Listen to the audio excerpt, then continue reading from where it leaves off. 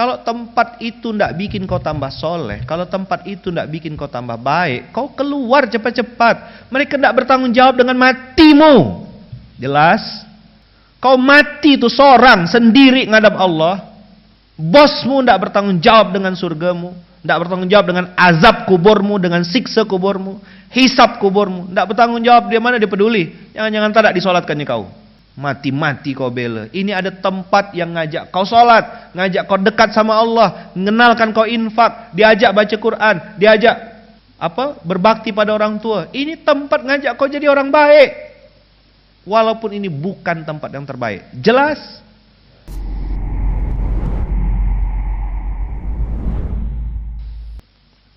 Alhamdulillahirrabbilalamin. Abang kakak di dunia ini banyak yang serupa tapi tak sama. Contoh ya, di At-Taubah 9107.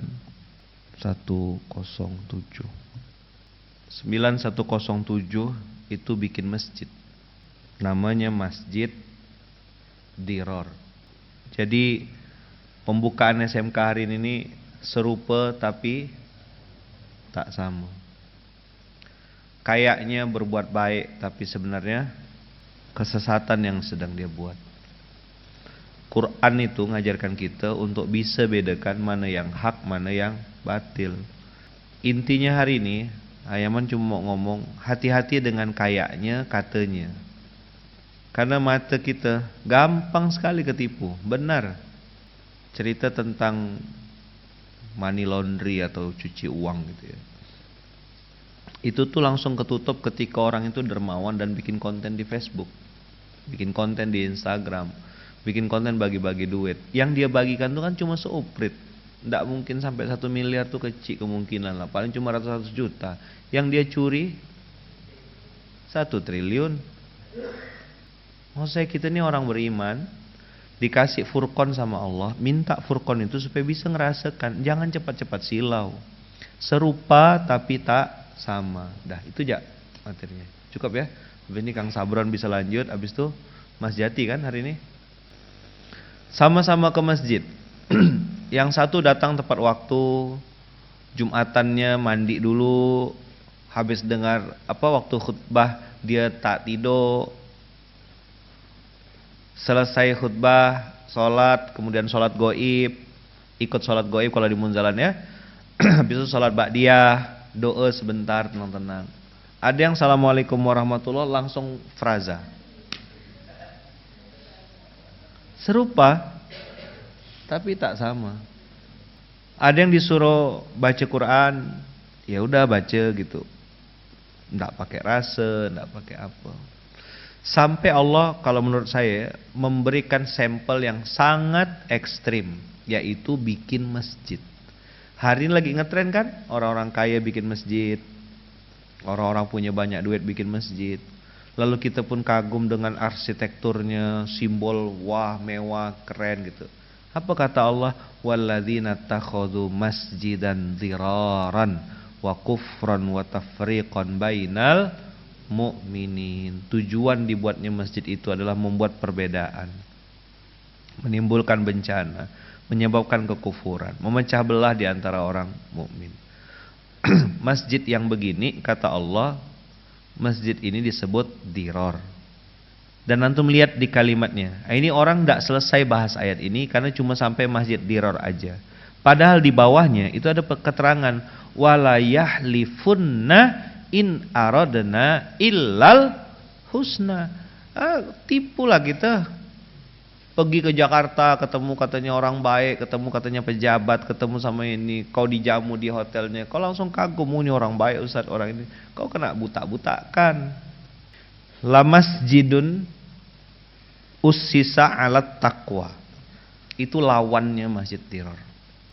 Min awali yaumin ahaqqu an taquma fihi rijalun yuhibbuna ayyatatahharu. Masjid ussisa ala taqwa, di dalamnya ada orang yang suka mensucikan diri. Beda dengan masjid yang di dalamnya ada orang yang suka sok suci. Suci dengan sok suci beda tak? Jauh sekali. Maka judul SMK kita hari ini serupa tapi tak sama. Segini ekstrimnya Allah sampai membuat statement. Ini kan tidak dihapuskan ayatnya. Cuma kita kan tidak bisa nebak-nebak yang mana Masjid Diror. Kita ngira-ngira. Maka saya pun sebagai apa bahasanya, pengasuh atau apa istilahnya, ayah di sini, ya memastikan ini jangan sampai jadi masjid masjid Diror. Ini harus jadi masjid usisa alat takwa. Masih banyak orang sebutkan 3-4 kekurangan Munzalan. Saya bisa sebutkan 100. Jadi kalau orang mengkritik, tahu enggak Masjid Munzalan tuh gini. Oh, kau cuma sebutkan 2-3, aku bisa temukan 100. Aku lama di sini, baru 14 tahun. Jadi kalau orang nyebutkan kekurangannya, ya saya bisa sebutkan lebih banyak kekurangannya Masjid Kapal Munzalan. Itu kenapa kita evaluasi, kita upgrade, sampai kita datangkan guru dari mana-mana untuk bagaimana masjid ini supaya usisa alat takwa. Min awali yaumin ahaqqu an taquma fih. Kenapa kok ada kalimat la takum fihi abadan? Karena di masjid sebelumnya itu ada kalimat diraron wa kufron wa tafriqon.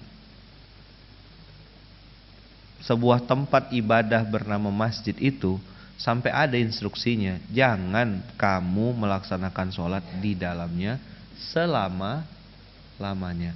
Dan kalimat masjid dan diraron wa kufron wa tafriqon itu Allah kasih 3 tanda. Masjid itu membawa mudarat.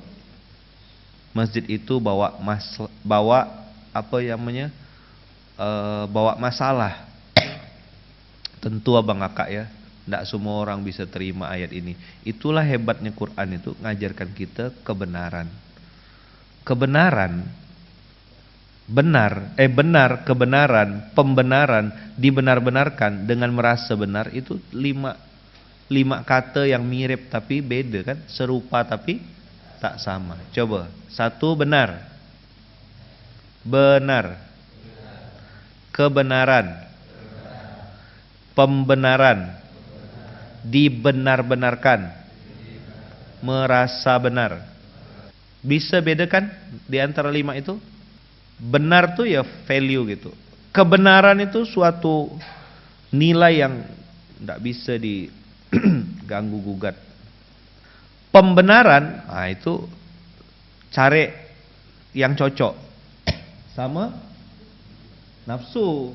Karena akal cari enak, akal cari nyaman, maka carilah pembenaran. Siapa kira-kira ustadz, siapa kira-kira guru, siapa kira-kira yang bisa diajak untuk menjadi wasilah pembenaran.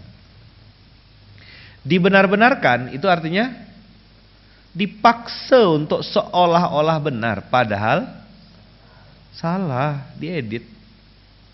Ayat yang harusnya ke sini dipakai untuk sini, ayat yang harusnya untuk ini dipakai untuk ini. Jadi kayak cerabut-cerabut gitu. Misal contoh kalimat yang populer di kalangan orang-orang sekuler, la ikraha fiddin, tidak ada pemaksaan dalam agama. Itu konteks ayatnya gimana sih? Cemana konteks la ikraha fiddin itu? Ayat itu bunyinya untuk orang yang udah punya agama, sudah memeluk suatu keyakinan, lalu kita tidak boleh paksa dia untuk ngikuti kita. Kau masuk Islam ya, login aja. Misal gitu, dipaksa-paksa, ditarik-tarik gitu. Itu namanya la ikraha fiddin. Dia sudah punya keyakinan dan dia beribadah dengan ibadahnya masing-masing. Itu diatur dalam syariat, diatur juga dalam undang-undang. Clear kira-kira? Saya yakin Tuhan saya adalah A misalnya, dia bilang. Ya udah, enggak usah dipaksa dia untuk meyakini kita. Ngobrol, diskusi itu beda cerita.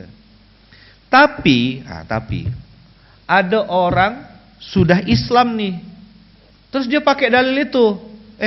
Kenapa nih cari pekerja cari nabi? Bayangkanlah jari netizen tuh. Tahu kan yang viral kemarin? Dia cari karyawan, syaratnya tidak ngerokok, sholat 5 waktu, gaji 5 jutaan. Apa komen netizen yang merasa benar itu? Cari pekerja cari nabi. Kau dibodoh-bodohkan kerja gaji cuma 1,5 juta, ndak boleh sholat, ndak boleh pakai jilbab, kau mau. Berarti kan memang orang tuh suka rela masuk neraka. Gaji cuma 1,5 juta, ndak sholat. Orang judulnya acara halal bihalal, buka stand, buka booth, berjilbab-jilbab yang buka booth itu, tak sholat semuanya, takut sama bos, harus ngelayan orang. Tinggal bilang, bos kami izin sholat. Berapa menit sholat tuh? Pantas bisnisnya bangkrut, pantas bisnisnya babak belur, pantas banyak fraud. Allah jak ditinggalkan apa gitu cuma kau bos ngasih apa? Jadi orang yang menerapkan syariat agama di dalam bisnis itu dianggap terlalu ikut campur, biarin aja gitu katanya. Pala kau tuh, nggak boleh, your head itu, gitu.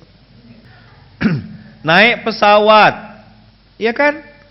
Ikut aturan pesawat, pakai sabuk pengaman, tidak boleh mengaktifkan HP, tidak boleh nge-vape. Bahkan kemarin kan ketahuan langsung kena sanksi, bahkan dihukum katanya terancam tidak boleh naik pesawat selama berapa kali penerbangan diskors. Kita naik ke maskapai, bayarnya cuma 800, 1 juta, ikut aturan.